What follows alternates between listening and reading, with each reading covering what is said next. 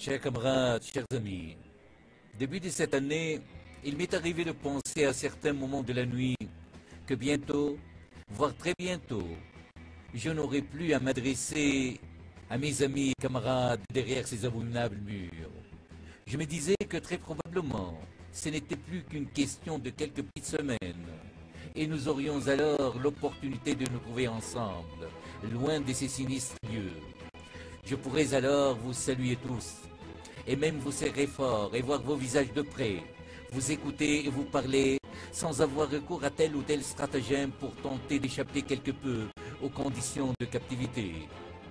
Bien entendu, je me disais aussi que l'on aurait largement le temps pour discuter et tirer les leçons de ces initiatives solidaires que vous avez su développer tout au long de mes années de captivité.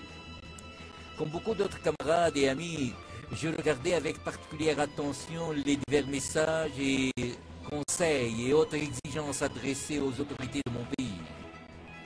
Camarades, à partir de mi-février, les manœuvres du gouvernement français ne laissaient plus guère présager une issue favorable à court terme. En effet, après quelques mois de tergiversation, le gouvernement a tranché. Pas question de libérer Abdallah. Tout naturellement, les magistrats de la Cour de cassation sont toujours là pour habiller et avaliser la décision. Certainement, ils ne sont jamais à court de formules lapidaires. La demande de libération n'est pas recevable. Ainsi fut leur jugement prononcé ce 4 avril.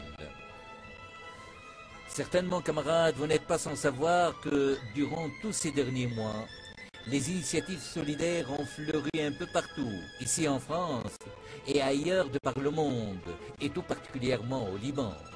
Et c'est toujours dans le cadre légal des lois en vigueur dans ces divers pays. Cependant, ou peut-être c'est pourquoi, les autorités impérialistes concernées directement ont estimé qu'il vaudrait mieux casser la décision du tribunal de l'application des peines ainsi que celle de la cour d'appel et me garder encore ici dans les geôles de la République. Comme toujours, ces criminelles autorités réactionnaires estiment qu'avec le temps, tout finit par s'essouffler, s'épuiser et peut-être même disparaître. Et pourtant, elles ont tort. Et toujours, elles ont eu tort à ce propos. Les faits sont là, aussi têtus que l'on ne peut d'aucune façon en faire abstraction. Plusieurs milliers dans les geôles sionistes depuis tant d'années, tant de décennies, et leur résistance est toujours intacte, nourrie d'inépuisables élans populaires solidaires. Camarades, comme vous savez, ces jours-ci on commémore chez nous la Nakba de 1948. Elle est toujours là, une blessure béante, une blessure toujours saignante. Tout un peuple y est lié, elle est partout, elle est dans tout. Elle est les camps des réfugiés et les ruelles de la misère, et les massacres et la terreur et l'humiliation à tout moment. Elle est les vieux et les moins vieux, attendant toute une vie l'heure du retour, gardant en main avec tendresse des vieilles clés qu'on se les passe de pères en fils jusqu'à nos jours. Elle est le crime qu'on reproduit devant les yeux de tout le monde. Les impérialistes de tous bords y ont participé et continuent à cautionner d'une manière ou d'une autre la spoliation et la destruction de tout un peuple. Comme vous voyez, chers camarades, la Nakba, loin d'être un moment douloureux d'un passé lointain qu'on cherche à commémorer par respect aux ancêtres, elle est le vécu quotidien de tout un peuple. De ses entrailles surgissent toujours de longs cortèges de Fidaïn et des enfants de l'Intifada. Elle est la Palestine de tous les jours. Camarades, jadis un certain Ben Gurion, comme tous les criminels réactionnaires des années 40, disait à ceux qui l'avertissaient de la révolution palestinienne, les causes aussi vieillissent avec le temps et finissent à leur tour par mourir et disparaître. Cependant, plus de 6 décennies plus tard, la Palestine est toujours là, aussi vivante que résistante.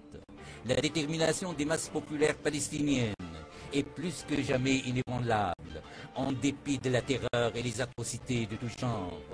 Les prisonniers palestiniens aussi, en dépit des longues années, sont toujours là, debout face à leurs geôliers, incarnant la résistance héroïque de la Palestine et prouvant à tous les Bengorions que la Palestine non seulement vivra, mais elle vaincra certainement. La solidarité est une arme, camarades, faisons-en bon usage. Certainement, ce n'est pas en cherchant des astuces judiciaires ici et là que l'on fait face à leur criminel acharnement, mais plutôt en affirmant une détermination inébranlable dans la lutte contre leur criminel système impérialiste. À bas l'impérialisme et ses chiens de garde sionistes et autres réactionnaires arabes. Gloire aux masses populaires en lutte. Honneur aux martyrs, ensemble camarades. Et ce n'est qu'ensemble camarades que nous vaincrons. Mes plus chaleureuses salutations à vous tous. Votre camarade Georges Ibrahim Abdallah.